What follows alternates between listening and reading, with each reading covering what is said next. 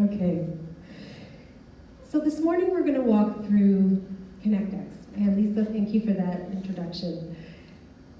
Feelings are the quickest way to connect to our authentic self, is what I believe. And there's a good awareness, I think, in the mainstream about the need for emotional intelligence.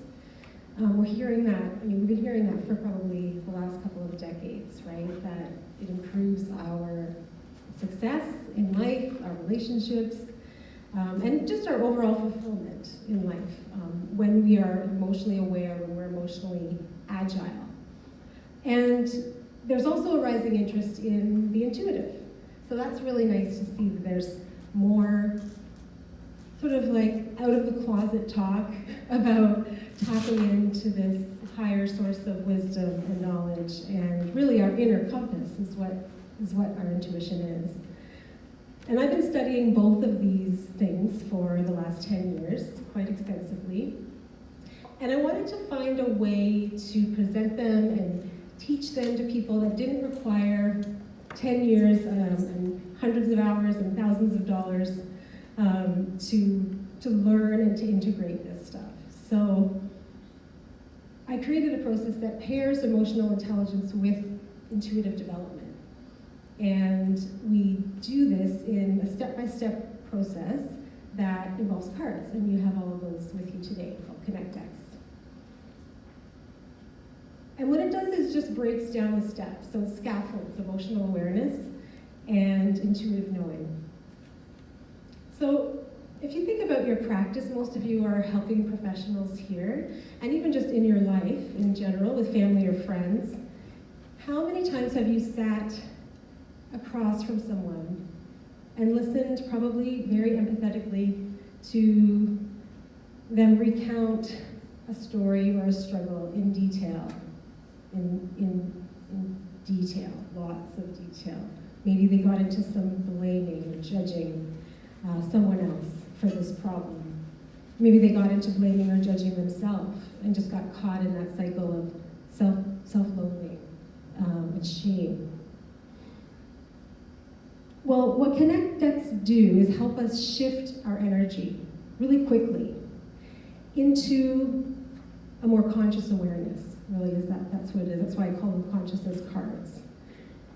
So it shifts us out of blame, out of judgment, out of that victim mentality, and into discernment and connection and consciousness.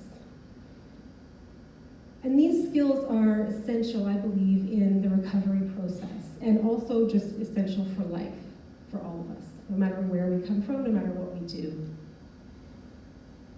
And the first part of this process is based in what's called nonviolent communication. So I don't know if anybody's familiar with Marshall Rosenberg and his work. And it can basically be boiled down to two questions. How do I feel? And what do I need? What are the needs that are lying just beneath the surface of my feelings? And how do I name and expand my vocabulary around those feelings so that I can precisely describe what it is I'm feeling, so I have information that I can act on? Many of us didn't get this training, right? Like, even if we are trained in different modalities, we didn't get this very basic training. Nobody, I won't say nobody, but very few of us probably had role models that role model to us healthy emotional connection, emotional communication, and understanding of what was actually going on.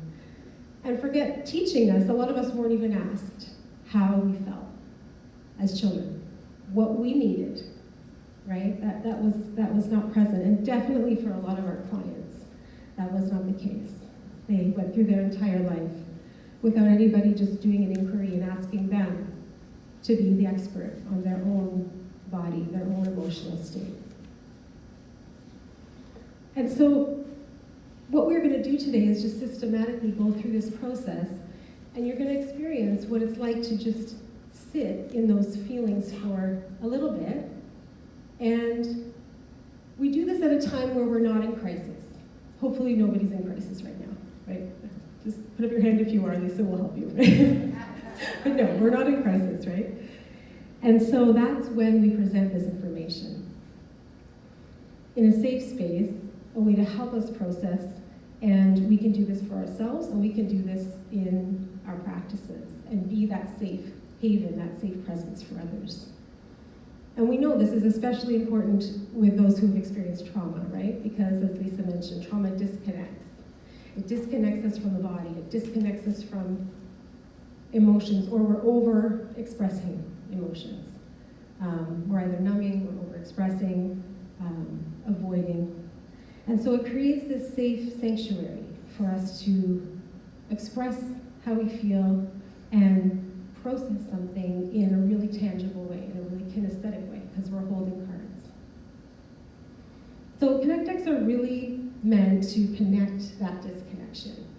And I've designed them to have just a very simple impact in providing experiences in connection that we will remember again. And that, that felt sense, the body, the mind, feeling that relief that comes from being validated, from being heard. And so what does connection feel like? We're gonna see. But I think it's important to notice first what disconnection feels like, because it's equally as important to be conscious of that. So what does disconnection feel like? It feels like overwhelm. It feels like panic. It feels like, it's like just comparing ourselves to others, or worrying more about what others think or feel, and not focusing on ourselves. And so we lose connection with our inner wisdom that way, because as we're going to see, feelings are the pathway to intuitive knowing. And so our aim today, this morning, is connection. And that's what I predict each one of you will have an experience in today.